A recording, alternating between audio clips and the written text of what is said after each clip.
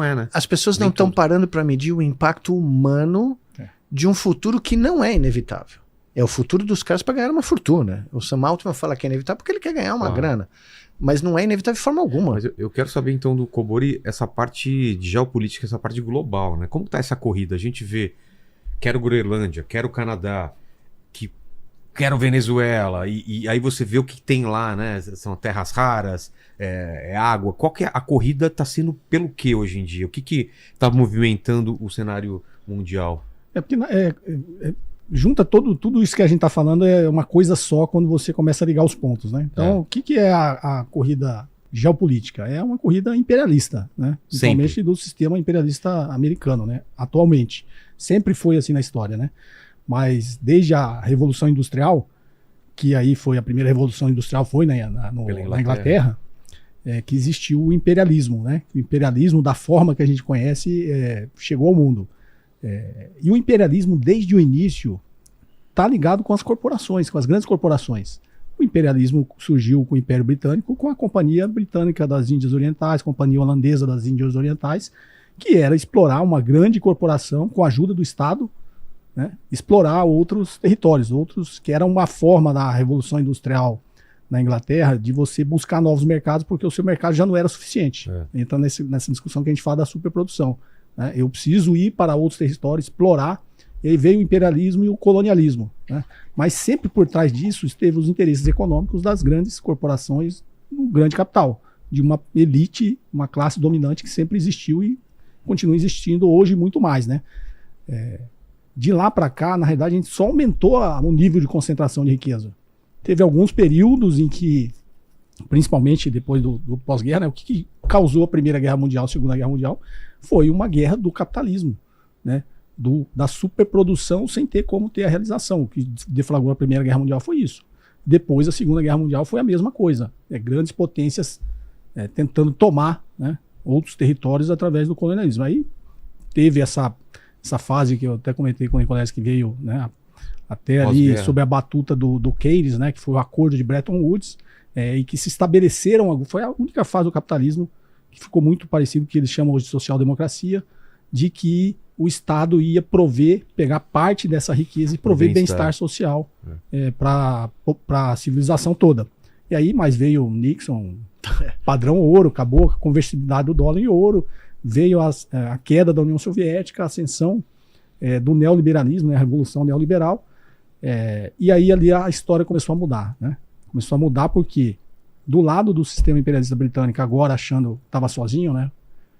Francis Fukuyama, o fim da história, né? O capitalismo venceu. E esse quebrou a cara, né? Esse quebrou a cara. Nossa Senhora. E aí, com a ascensão do neoliberalismo, o sistema imperialista americano capturou boa parte do mundo desenvolvido para seguir as suas regras, que é o consenso de Washington.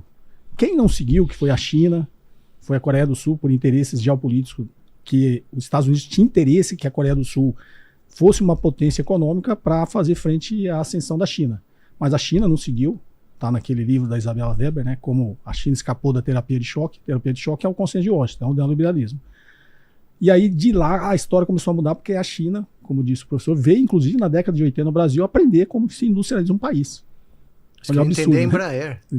Eles vieram visitar Itaipu para saber como é que construiu uma usina hidrelétrica daquela. Tamanho, né? Aí eles têm o Three Gorge, né? A maior hidrelétrica do mundo. Aí né? o que eu brinco assim, eles vieram e aprenderam. E seguiram. A gente pegou tudo que a gente aprendeu e jogou no lixo para seguir os Estados Unidos, seguir o modelo neoliberal.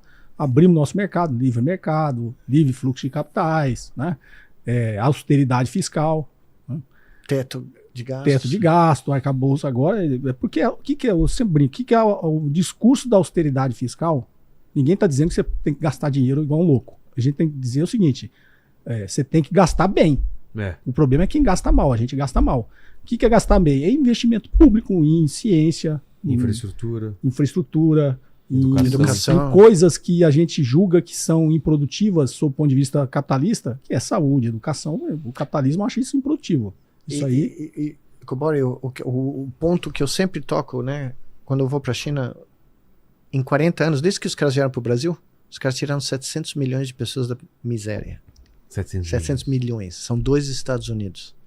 E aí, quando eu pergunto, né, como que foi, né? Porque é um como negócio. Faz isso, os caras falam, Os Estados Unidos, eles pensam a cada 3 meses. Nós pensamos 50 anos. Os caras definem o que eles vão fazer e fazem. Né? Então, todo mundo ria. Quando eu era criança, todo mundo ria dos planos quinquenais. Lembra disso?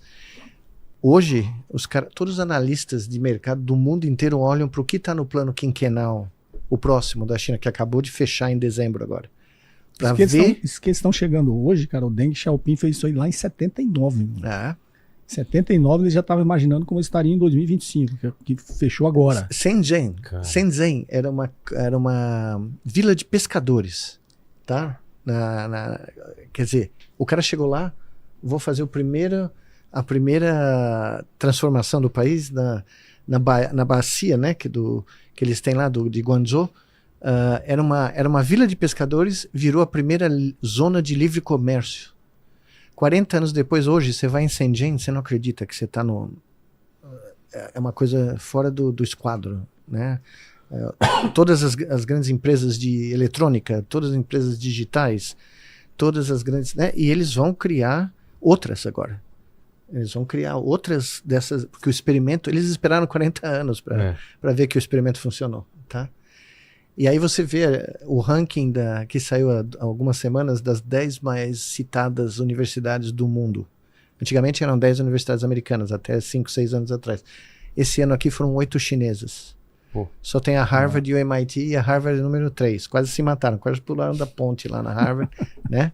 Porque caíram para o número 3. E a universidade que está no número 1 é de Hangzhou. Não é nem Peking University, não é Tsinghua, é uma universidade menos tradicional, mas que investiu, né, na produção de ciência de alto nível. Então, esse é o aspecto. Quando o Keynes, eu estava lendo o livro do Keynes, que o professor Beluso há muitos anos atrás me recomendou, né? O cara fala claramente lá, a ciência econômica é uma ciência que vem das humanidades, das ciências humanas. Ela existe, né, para promover o bem-estar humano.